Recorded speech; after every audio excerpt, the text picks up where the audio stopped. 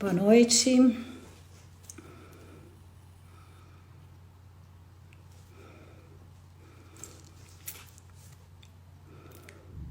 Boa noite a todos, bem-vindos. Aqui é a Maria Eduarda. Nós vamos esperar um pouquinho a Lígia chegar. Aqui é a Maria Eduarda, eu sou uma das diretoras da Beacon. É um prazer ter vocês aqui com a gente. E hoje eu tenho o prazer de abrir o Beacon Talks. Beacon Talks é uma iniciativa da escola para promover a conversa nesses tempos de pandemia, para promover o diálogo com pais, com educadores, com amantes da educação, com jovens, sobre os mais diversos assuntos. A gente vai se encontrar sempre às quartas-feiras aqui no Instagram da Beacon. E hoje, para abrir essa série de conversas, eu tenho o prazer de convidar a Lígia Ito, que já está aqui com a gente. A gente vai falar sobre ansiedade. Lígia Ito não, doutora Lígia Ito. A Lígia ela é psicóloga clínica, formada pela PUC. Ela é doutora pela Universidade de Londres, na Inglaterra, e ela tem pós-doutorado em ansiedade, tudo aquilo que são os transtornos, né, causados pela ansiedade, o transtorno do pânico, o famoso TOC, o transtorno obsessivo-compulsivo.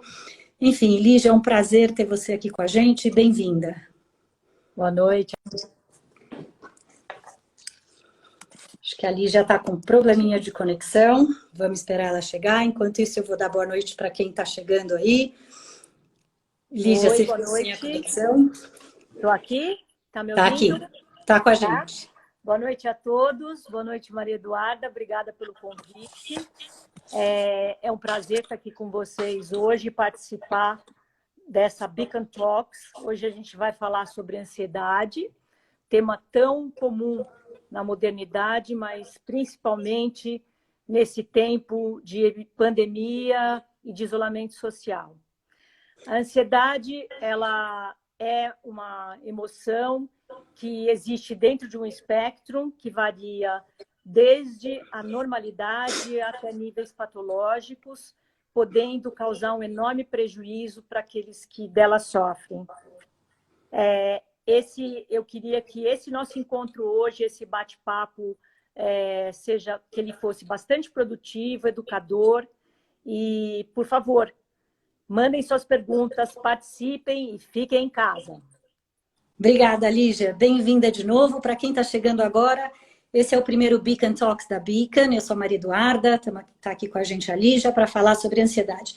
Lígia, para a gente começar essa conversa, conta para a gente como é que você define ansiedade? É medo, é angústia, é estresse? O que é ansiedade no mundo de hoje? Ansiedade é uma reação normal, de percepção de ameaça ou perigo que a gente tem na nossa espécie. Quando ela é normal, como eu tinha falado do espectro, ela serve para nos proteger, para nos deixar alerta, para situações que a gente perceba como um perigo. Mas ela pode se tornar, quando ela aumenta muito os níveis, ela pode se tornar patológica, chegando a atingir o que a gente chama de transtorno psiquiátrico, transtornos de ansiedade. E o medo e a ansiedade, então, eles sempre andam juntos? Como é que o que você acha disso? Na verdade, eles são diferentes. Eu acho que, para facilitar aqui para nós, nesse encontro hoje, a gente até pode usar como termos comuns, mas, assim, a ansiedade é mais fisiológica, subjetiva, fisiológica no sentido, ela é mais física, enquanto o medo é algo mais concreto, o medo de alguma coisa, o medo pertence falando em transtornos, às fobias, medo de barata, medo de escuro. Então, eles são diferenciados. Determinado. Mas muitas vezes considerados como coisas muito semelhantes. Você falou, né, que a ansiedade ela tem uma diferença entre o transtorno de ansiedade. Como é que a gente sabe quando a ansiedade se torna uma patologia? Né? Quais são os sinais? Como é que a gente consegue diferenciar isso? Em geral, pela psiquiatria, que é quem define exatamente isso, a ansiedade ela se torna patológica quanto maior prejuízo ela causa na vida da pessoa. Então, em geral, quando você não vê como patológica, é uma apreensão, uma preocupação, só que ela pode escalar em quem tem uma predisposição genética, ou seja, se você tem uma mãe, um pai, tio, tia, avô, avó, que tenham ansiedade ou até depressão, porque ansiedade e depressão acontecem muito juntos, você pode vir a desenvolver, você tem mais propensão a vivendo ansiedade e deixando a ansiedade chegar no nível que escale num nível maior, e você tendo a predisposição genética, ela pode deflagrar um transtorno de ansiedade, como um transtorno de pânico, ou um transtorno de ansiedade generalizada, por exemplo. E você falou da ansiedade e depressão, né? E a ansiedade e o estresse? É a ansiedade que potencializa o estresse ou o estresse que potencializa a ansiedade? Como é que é esse círculo aí, que não é muito virtuoso, né? Não, a ansiedade potencializa, quer dizer, o estresse potencializa a ansiedade. Né? A gente tem depressões ansiosas, onde a pessoa, ao passar por diversos episódios de estresse, ela pode, de novo, tendo a predisposição genética, pode ser deflagrado um quadro de depressão. A ansiedade é a mesma coisa.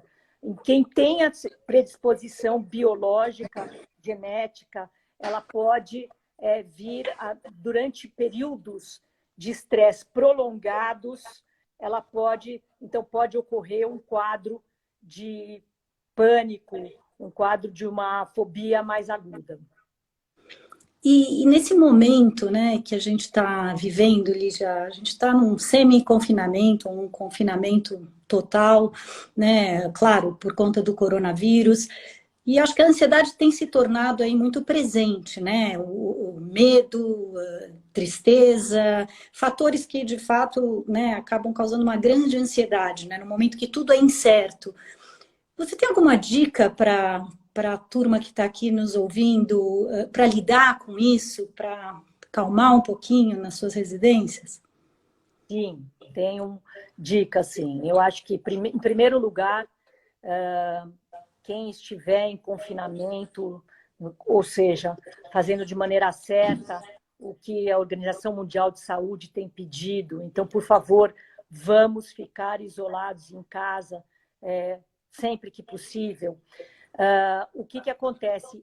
É mais possível ser deflagrado com essa situação um quadro de sensação de falta de controle sobre a vida, porque nós não sabemos por quanto tempo ficaremos, a gente está sabendo entre ontem e hoje, e os índices estão ficando elevados. Então, qual é de mortos e de cometidos pelo coronavírus? Então, a melhor situação a gente tem que ter uma rotina no dia, ter disciplina para tocar o dia, né? Como se a gente estivesse saindo, fazendo todas as coisas que a gente faz normalmente, mas mesmo dentro de casa. Tirar o pijama.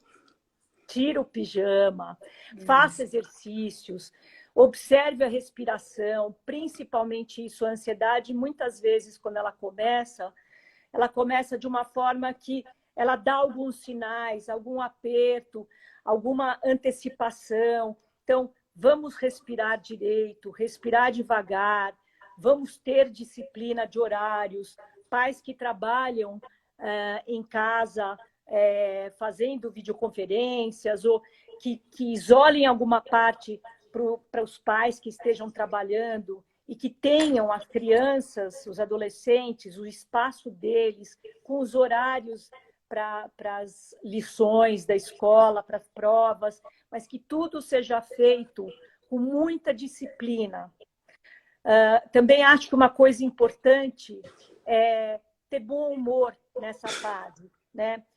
A gente conseguir lidar com tudo isso, prestando atenção um no outro, olhando para cada um como está se sentindo. Quer dizer, a gente está tendo uma oportunidade única, que é de conviver em família e poder olhar um no olho do outro, ver o que o outro está precisando, ter muita paciência. Acho que nós adultos somos responsáveis pelas crianças e adolescentes, os nossos filhos. Então, vamos olhar para eles, tentar decifrar as necessidades, conversar sobre as necessidades e estar atentos para não deixar que essa ansiedade tome uma forma de descontrole.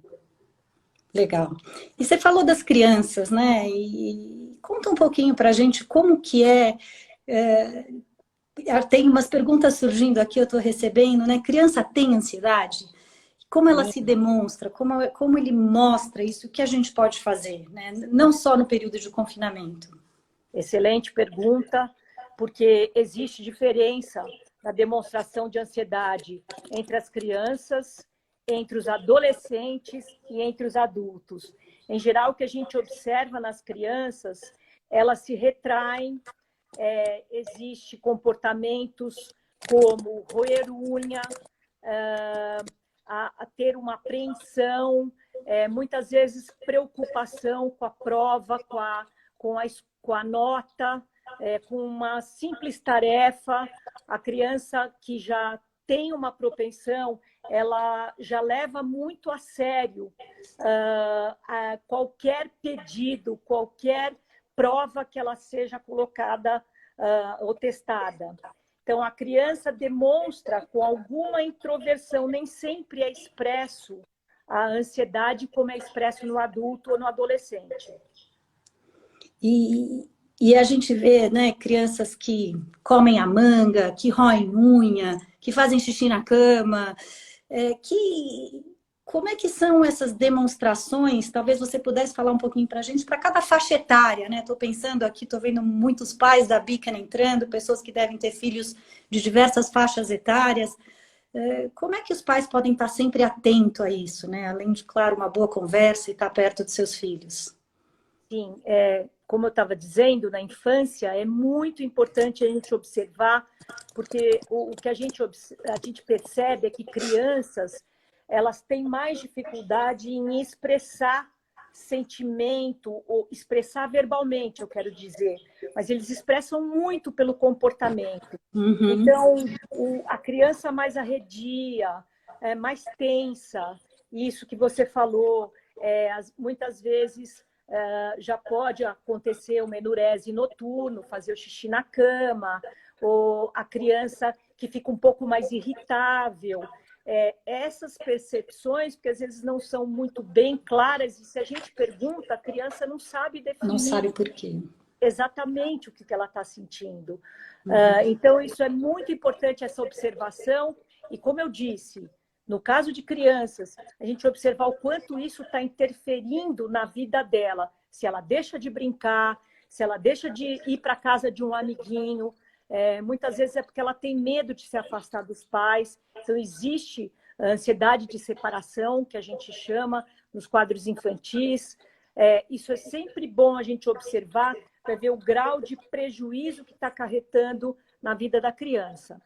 Passando já para a adolescência, o pré-puber e o adolescente, eles têm maior capacidade de falar o que estão sentindo. Embora muitos ainda guardem para si e não saibam discernir o que é ansiedade ou não, mas às vezes eu escuto de pais, de adolescentes, o próprio adolescente dizendo eu não consigo parar de olhar rápido a lição, querer passar logo para a próxima, ou mesmo no videogame, eu não consigo ficar na fase, eu já quero ir para a fase seguinte. Quer dizer, pode não aparecer como uma queixa, como algo que está como sofrimento, mas já aparece uma dificuldade de contenção de um estado emocional.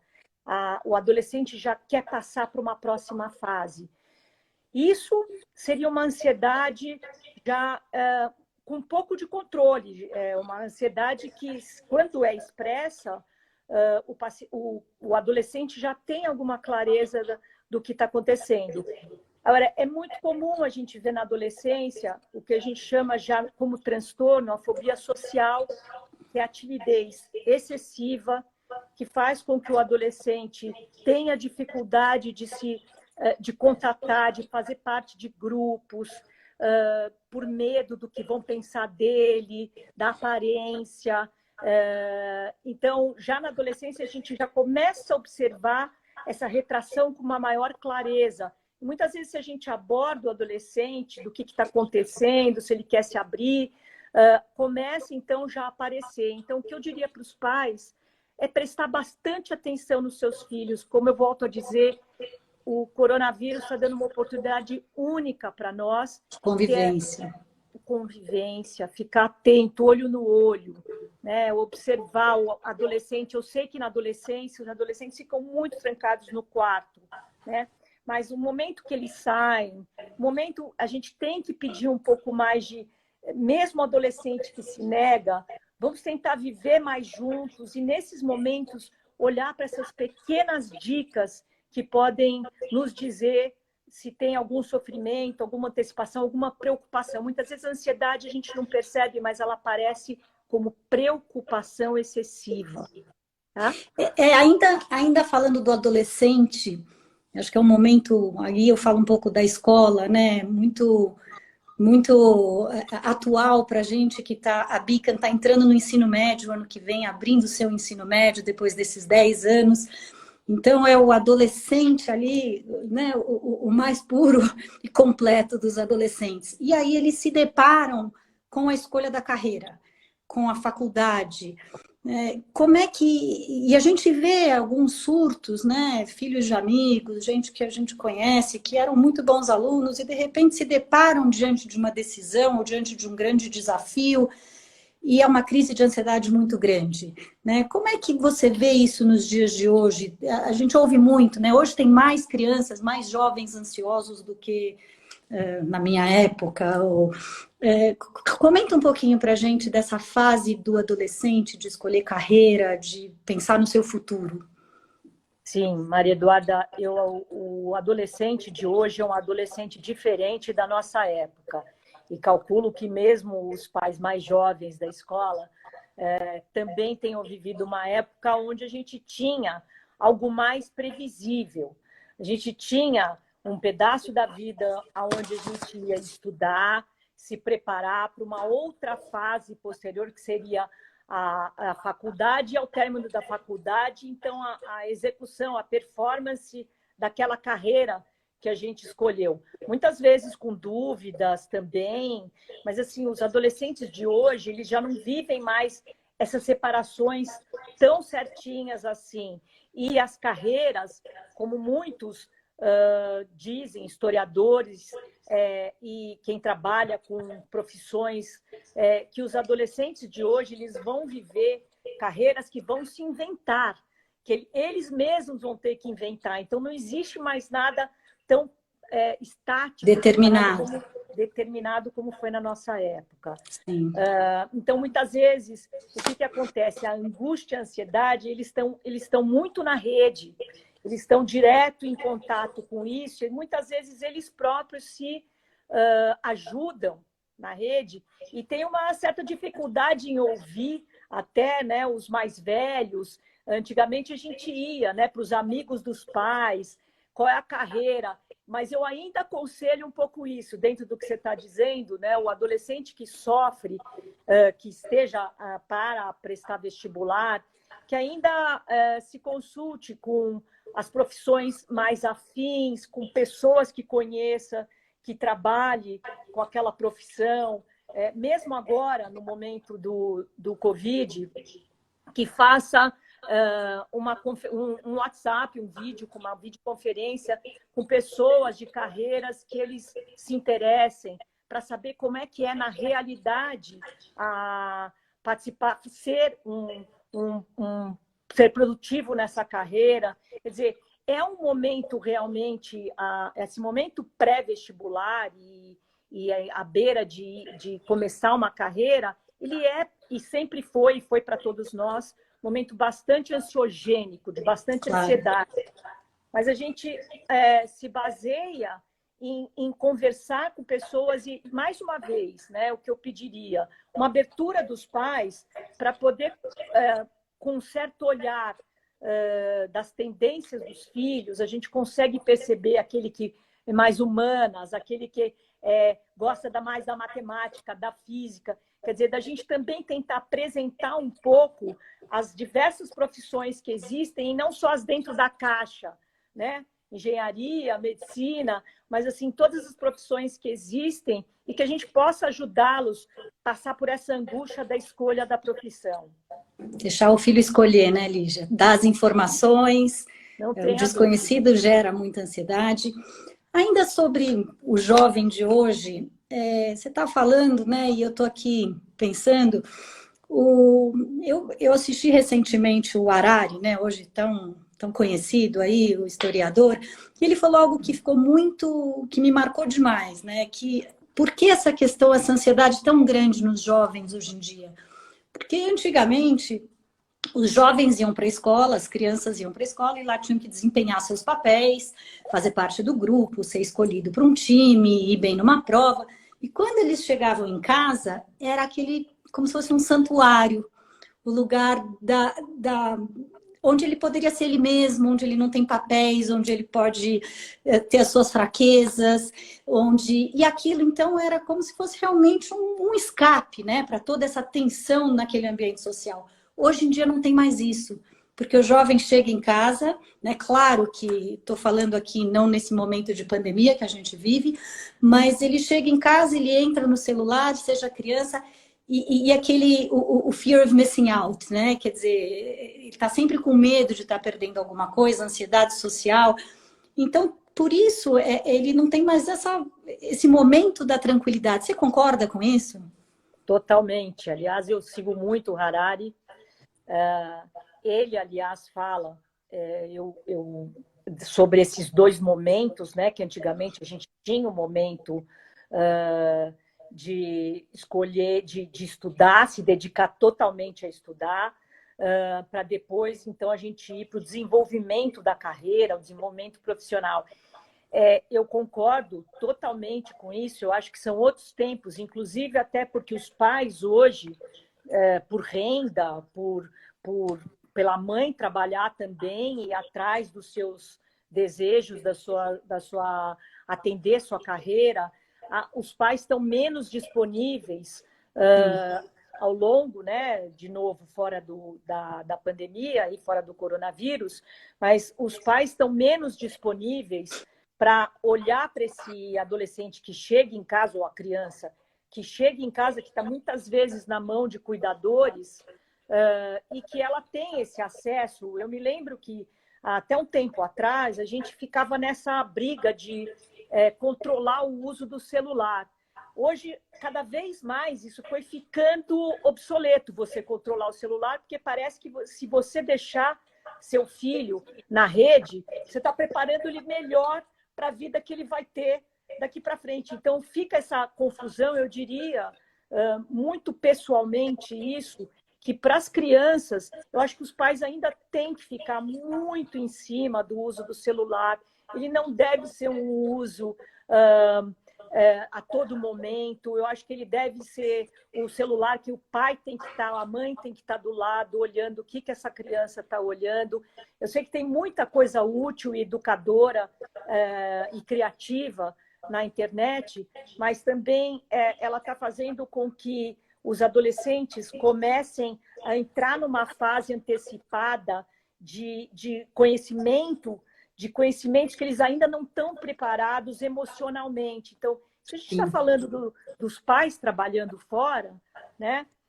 A gente está vendo uma sociedade que, assim, a gente tende a super proteger esses filhos no quesito ficar em casa, olha com quem sai, mas eles já estão muito em outra situação pela internet, eles já estão muito mais avançados, mas com poucos recursos emocionais para enfrentar tudo isso que as redes sociais exigem. Então, dá bullying na internet, claro, dá briga, grupos, e muitas vezes o adolescente e a criança, eles não estão preparados emocionalmente para isso. Por isso que eu volto a dizer que essa convivência que a gente está tendo é um excelente momento para a gente olhar essas necessidades. A gente vai falar um pouquinho mais dessa convivência, mas antes eu queria trazer uma pergunta aqui. E antes dessa pergunta, eu estou vendo que tem muita gente entrando agora. Queria só colocar aqui para vocês que a Beacon School está aqui promovendo esse Beacon Talks, o primeiro de uma série, sempre às quartas-feiras, às 7h30 da noite, aqui no Instagram da Beacon. E quem está conversando com a gente hoje é a doutora Lígia Ito, psicóloga clínica, doutora pela Universidade de Londres, que está aqui falando sobre ansiedade. Só para os que estão chegando agora, sejam bem-vindos. Eu tenho uma pergunta aqui do Ricardo Amaral. Qual é a faixa etária mais afetada pela ansiedade? Pois primeiro eu gostaria, já aproveitando essa boa pergunta, de comentar com vocês que nós, brasileiros, levamos o prêmio de sermos o povo de maior ansiedade no mundo. Não é muito bom isso, né? Não é algo a se orgulhar. Já começa nisso, né? Depois, assim, a prevalência de ansiedade na infância e na adolescência é bastante alta, chegando entre 12% a 15% da população com transtornos, aí eu vou falar com transtornos psiquiátricos, tá? Porque a gente não tem estudo, a gente fala ansiedade, é muito subjetivo a gente considera. Então, quando a gente faz estudos epidemiológicos, a gente fala de transtornos psiquiátricos. E o que a gente observa, por exemplo, no Brasil, a gente não tem muitos estudos, a gente tem o último estudo que foi feito em 2010 com um grupo de pré-púberes, ou seja, em torno de 11 anos no sul do país, onde a gente encontrou 10% a 11% de prevalência de transtornos psiquiátricos. E então a gente tem que quanto mais a gente chega mais próximo ao adulto jovem, vai subindo a prevalência de ansiedade, tá?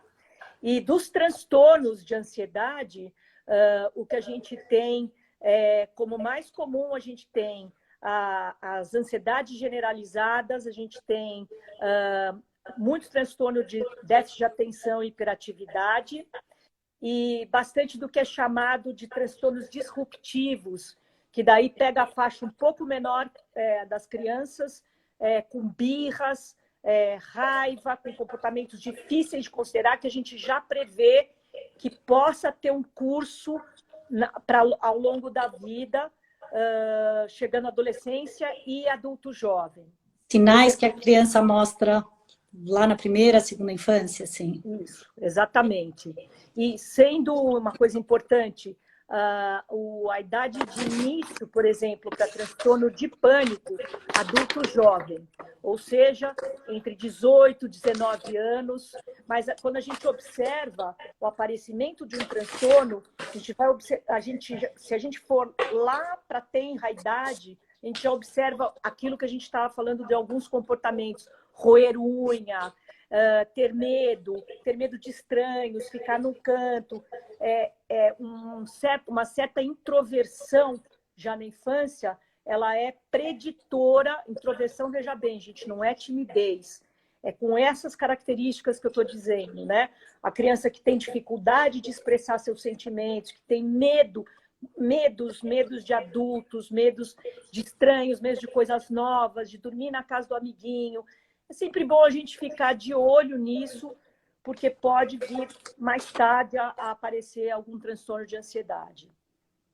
Muito bem. É um assunto realmente que acho que os pais hoje trabalhando, né, fora de casa é um desafio a mais, né? Quer dizer, conseguir identificar isso, encontrar um momento para estar junto com os seus filhos, para olhar no olho, para sair da tela e conseguir se conhecer. Então, acho que realmente eu queria voltar um pouquinho agora para a questão do confinamento, né? Vamos falar um pouco sobre esse momento que a gente está vivendo. Tem uma pergunta aqui da Eleonora, que ela fala assim, quais são os efeitos da pandemia, né, nesses adolescentes que estão tendo aulas online? Como que isso se relaciona com a ansiedade?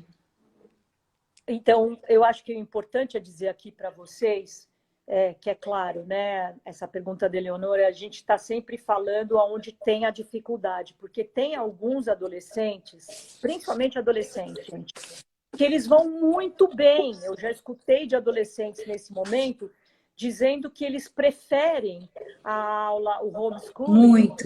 porque eles conseguem prestar mais atenção, estando na frente de uma câmera, não tendo outras distrações, eles conseguem, eles se sentem mais responsáveis porque tem aquele determinado horário ali, principalmente com os pais em cima, vamos lá, baixar os aplicativos para fazer a aula, para estar dentro. Então, assim, como ter essa maior supervisão de pais, tem muitos adolescentes que preferem esse momento já disciplinado de vou fazer a aula e vou prestar atenção, e que conseguem realmente prestar maior atenção e estão até estudando mais.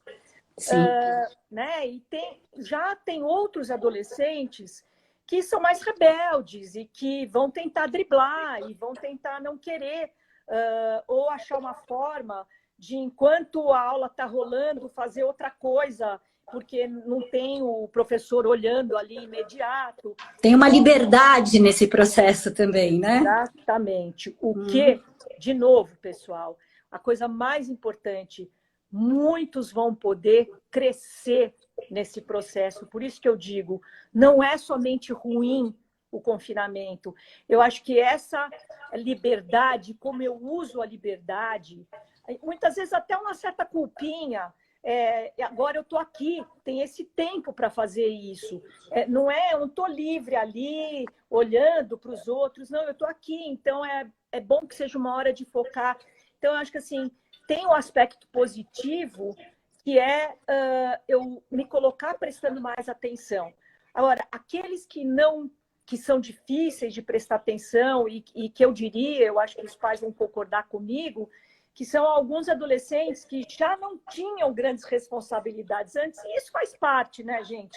Eu acho que, assim, isso não é um problema, eu acho que tem adolescentes que são mais difíceis de sentar e estudar. Acho que hoje o momento, com as redes sociais, distraem demais os adolescentes e até muitas crianças, e até nós mesmos, adultos. Eu acho que é importante a gente também assumir, né? Que a gente é muito distraído.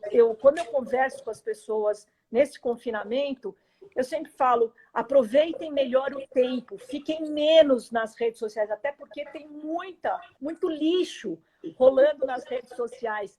Muita gente virou professor de muitos nesse momento de isolamento social. Todo mundo entende de ansiedade, todo mundo entende de relaxamento e meditação.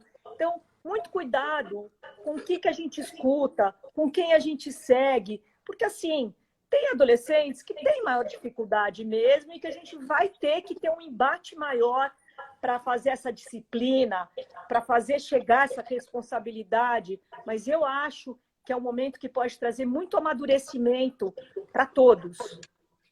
Você sabe, Lígia, que estava pensando aqui esses dias, né? A gente fala dos adultos, fala da escola, fala do learning, né? Do distance learning.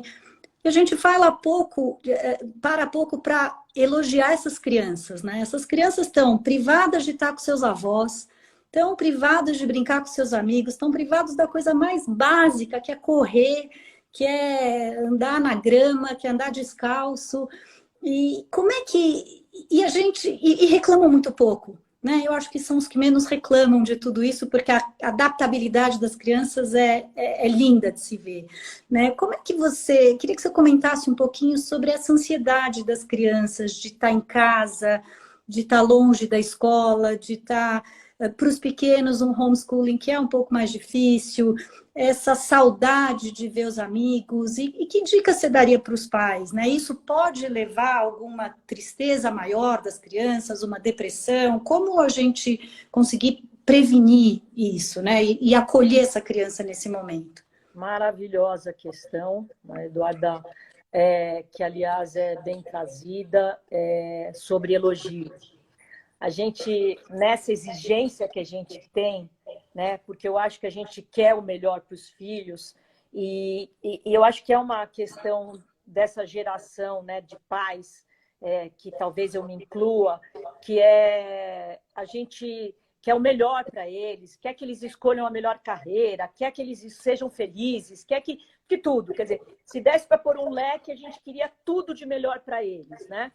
E a gente está sempre assim trazendo alguma crítica, principalmente nesse momento de confinamento, que acho que assim a gente tem que trabalhar, tem que dar conta deles. E o que eu observo, né? A gente está muito mais pronto, e isso também eu acho que tem a ver com a modernidade. A gente está muito mais pronto para criticar o próximo do que para elogiar.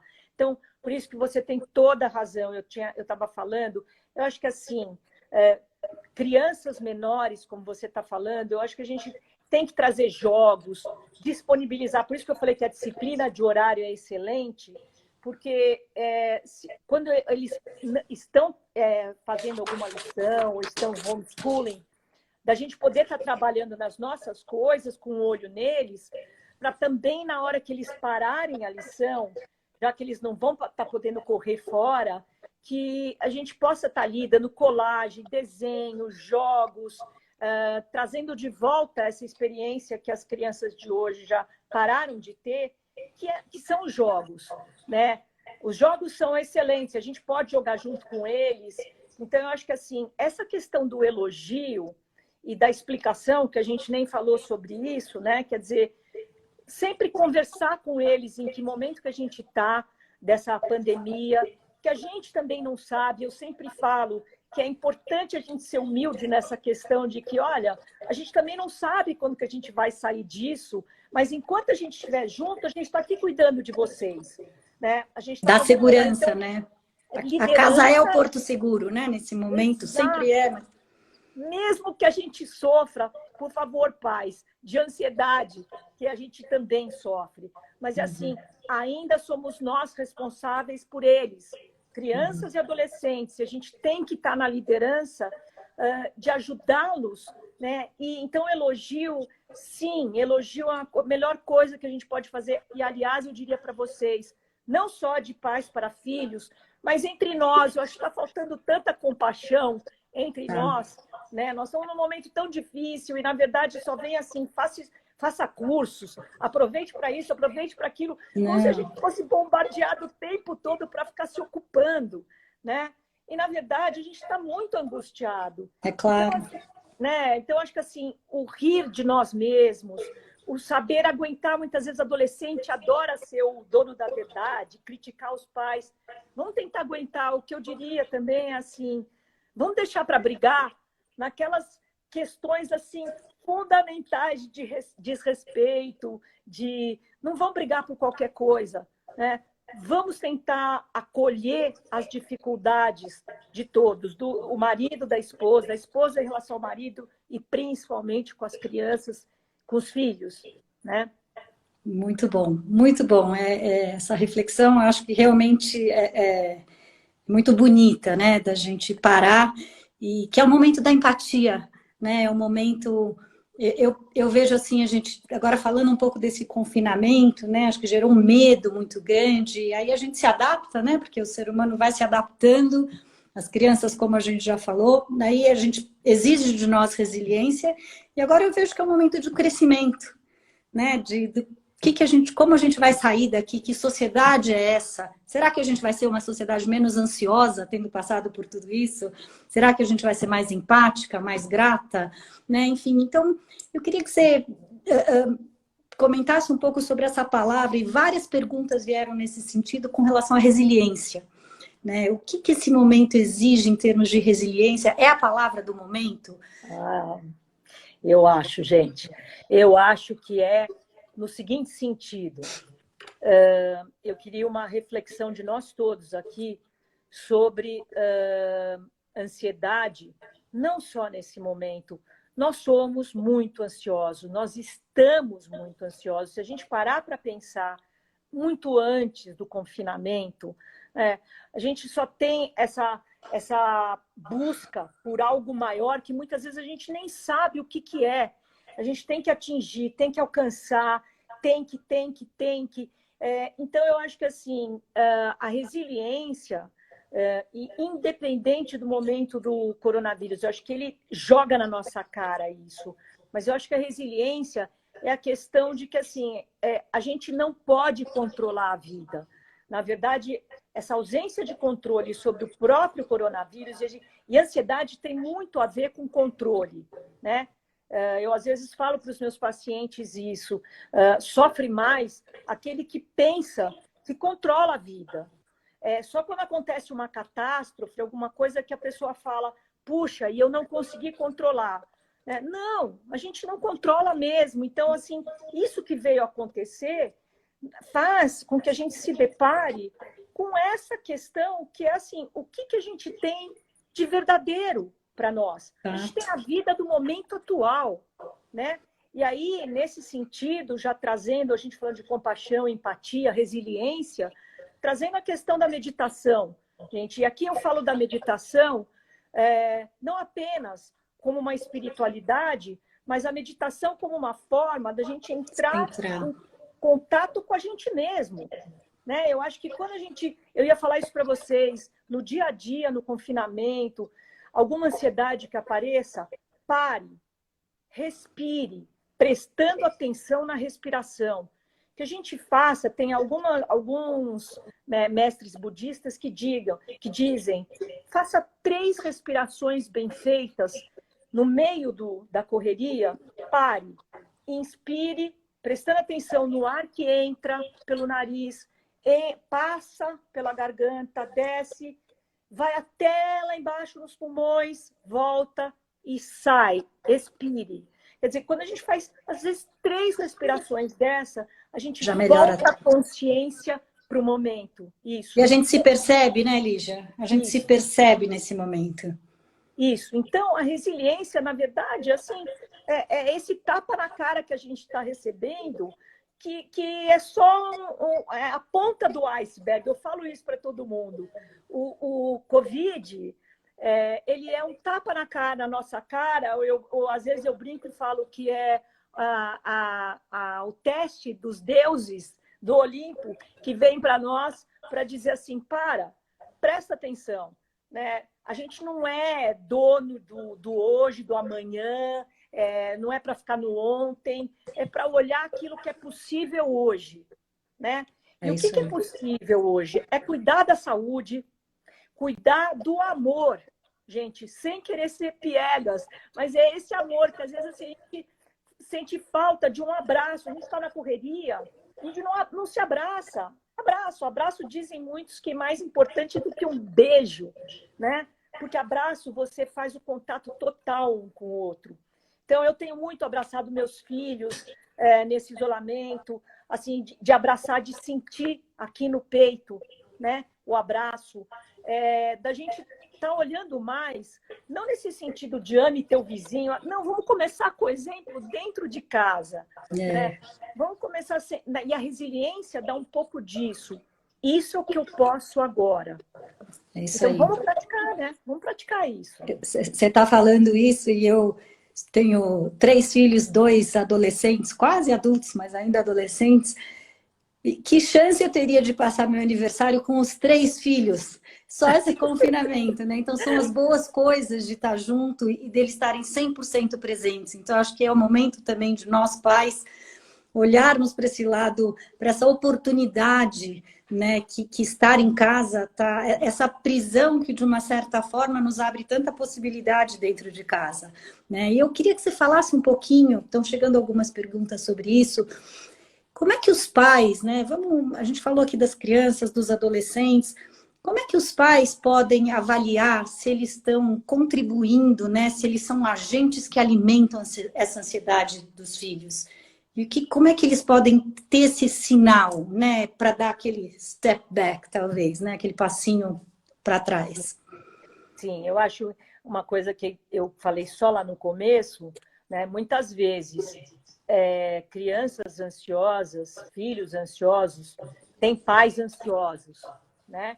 Então, e isso não é para causar culpa nem nada. Eu acho que assim a ansiedade é transmitida no gene, né?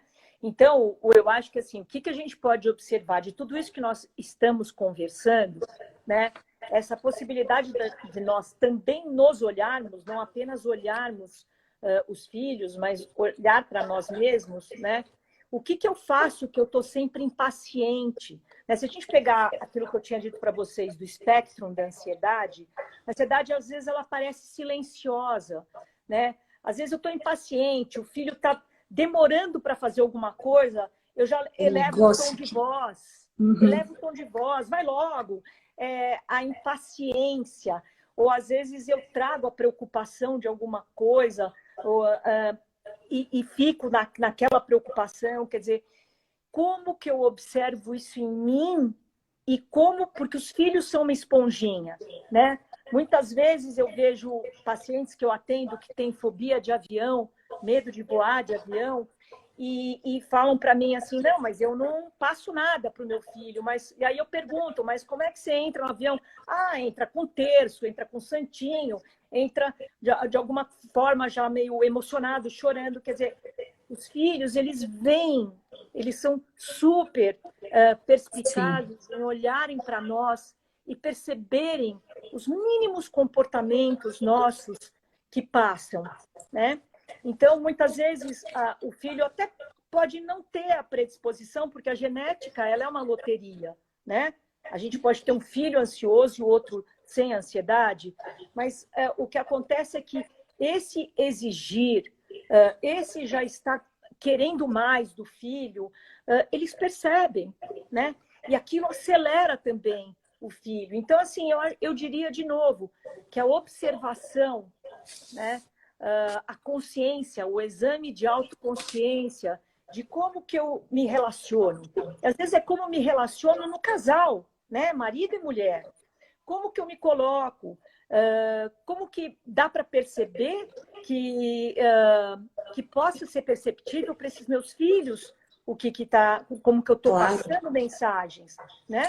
E isso pode ajudar eu avaliar como que eu estou passando. Então, se eu sentir que eu estou exigindo demais, ou impaciente, ou já com pressa das coisas, respira, pensa. Eu acho outra coisa que a gente não falou, a gente pode pedir desculpas, né? Muitas vezes a gente viu que exagerou, pediu uma coisa para ser andada rápido demais. Eu posso dar um passo atrás e dizer, me desculpa, eu acho que eu exagerei aqui, vamos repensar isso. Isso é super importante, a humildade, que a gente não disse.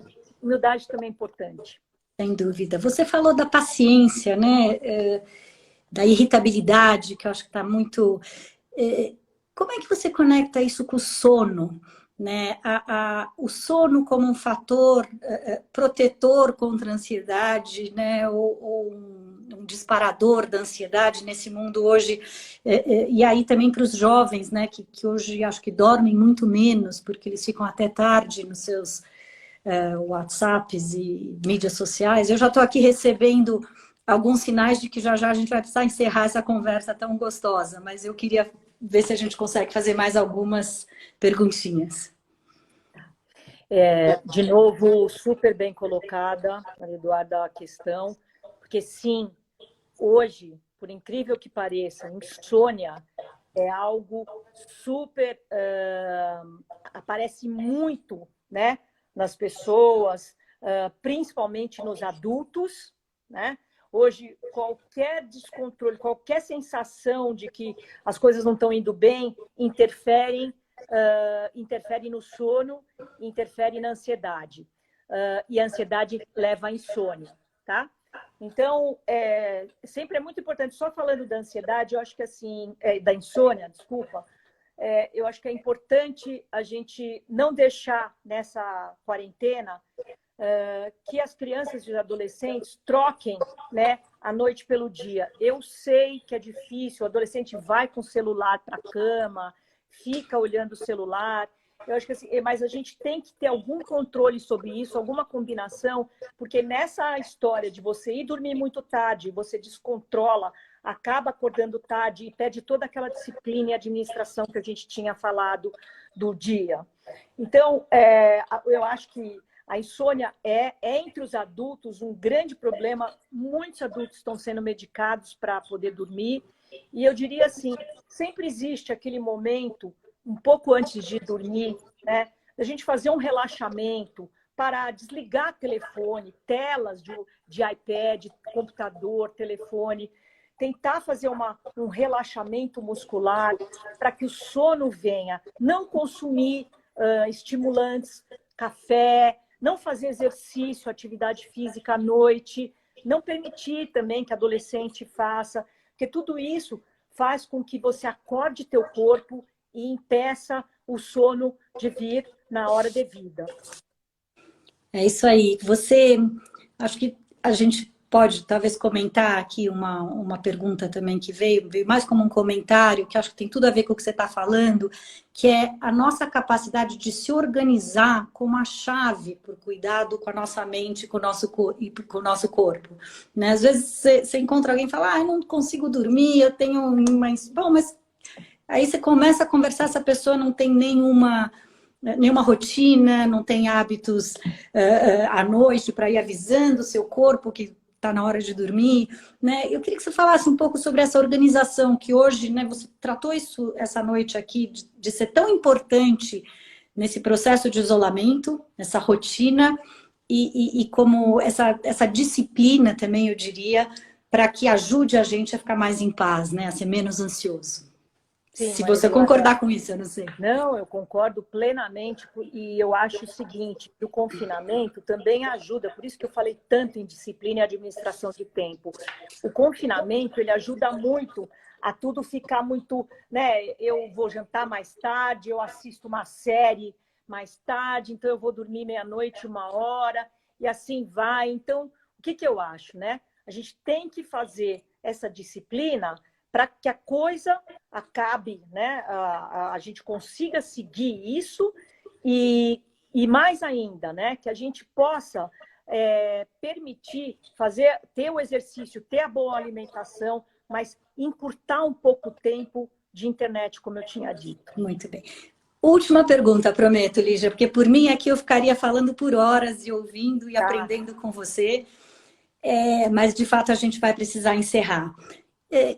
Você é uma psicóloga clínica, né? Para quem chegou mais para essa metade final, a Lígia Ito é uma psicóloga clínica que está aqui com a gente hoje falando sobre ansiedade, está aqui no primeiro Open Talks da Beacon.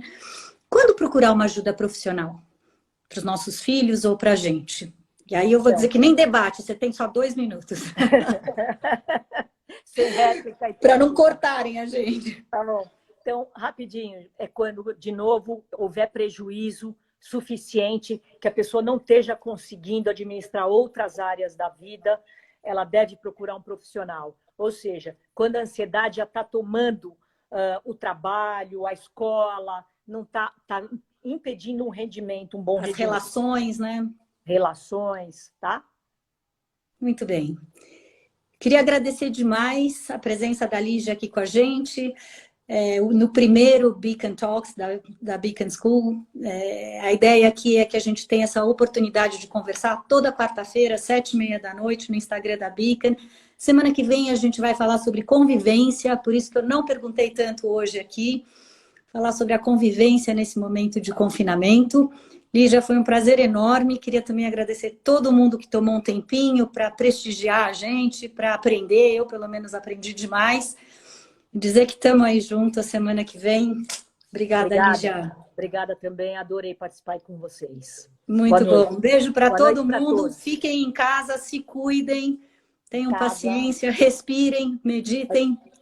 Vamos lá, né? A gente vai sair junto dessa, todo mundo. Grande beijo, boa noite a todos. Beijo, boa noite. Tchau, tchau. Tchau.